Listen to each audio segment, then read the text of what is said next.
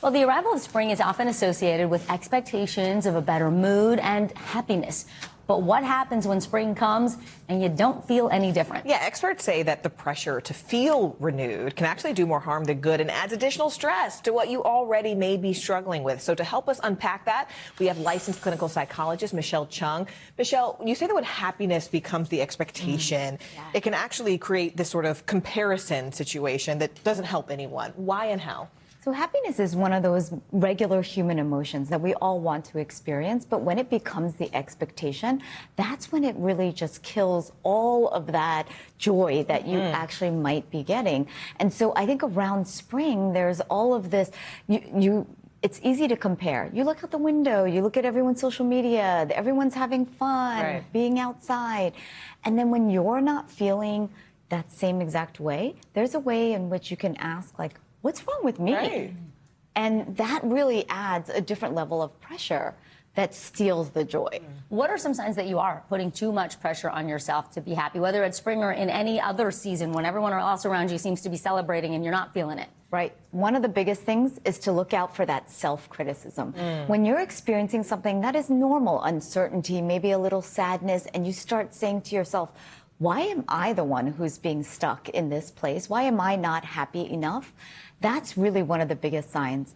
The second sign is when you're trying to suppress the emotions. It's like having a beach ball and trying to keep it underwater, right? Those emotions, they are going to pop up and hit you right in the face. And when you're finding yourself saying, I don't want to feel anything negative, I don't want to feel anything that feels uncomfortable, that's when you know you have to take a step back and look at what's happening. You talk about how we shouldn't suppress it, but how do we accept it? How do we affirmatively accept those feelings? One of the biggest ways to do that is instead of being critical and saying, what's wrong with me? I want you to just ask yourself, what am I feeling? Because what that does is that it moves the actual feeling part of your brain and moves that emotion to the thinking part of your brain. The rational part comes out. And that's when you start to really be able to regulate your emotion, right? Manage what you're feeling. And then you can decide, what's the next step that I want to take here, right? And it might not be, let's throw myself out into a picnic and, you know, go to the bar tonight or whatever it might be. But it could be something small. Right. Text a friend, you know, call somebody, maybe throw on a TV show that's funny or that might bring on some of those little bits of happiness and joy. What are some other ways when you're feeling down that you can help to improve your mood? Such a good question, and I always say start small, right?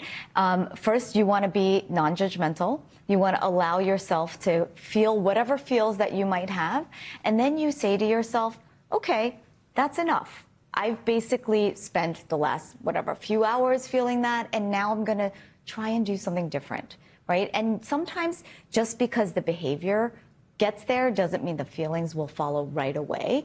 But you know what? If you open yourself up to more curiosity, the chances of you feeling something different increases exponentially. And change your environment. Exactly. This is wonderful because I think this is the news that we can all use. But I think it's also so important to know that you're not alone, right? And then there are also professional resources if at any point someone needs that. Michelle Chung, we so appreciate you. Thank you. Thank you so much, Michelle. Keep it right here. Much more news straight ahead. You're watching NBC News Daily.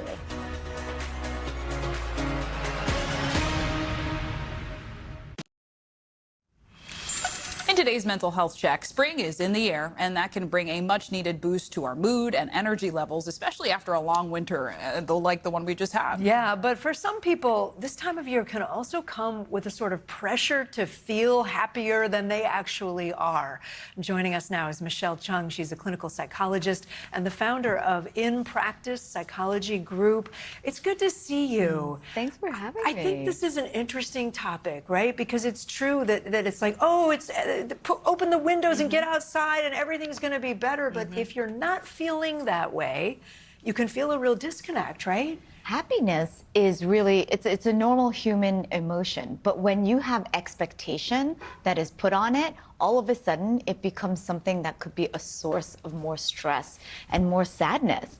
And so it's hard at this time of year because we look out the window, everything's sunny, everyone's getting more social, things are happening. And then of course the comparison on social media, you see all of that. But really what you end up doing is that you're judging yourself for feeling a certain way because your emotions are not catching up to the nice weather. Yeah, I mean, Michelle, what are some signs that you're maybe putting too much pressure on yourself to feel happy in the season? So that self-criticism, when you're experiencing an emotion that is just normal, you might be feeling a little uncertainty, you might be feeling a little sadness, and all of a sudden you're telling yourself, why am I feeling this way? I should be feeling a different way. When you start shoulding yourself, that's when you really find yourself in a really tough spot, I've right? said it before that my therapist says don't should all over yourself. Yes, it's a good one.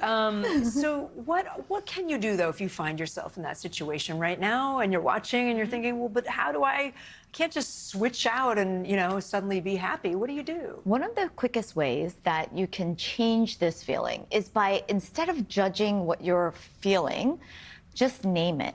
When you actually name the feeling and you ask yourself, what am I feeling right now? You're actually moving out of the emotional part of your brain and into the thinking part of your brain. And so when you're in that thinking part of the brain, that's when you can actually see things more clearly, right? Yes, I might be feeling a little bit sad right now. Maybe I'm dealing with some uncertainty, but you know, I know by tomorrow morning, I might feel different.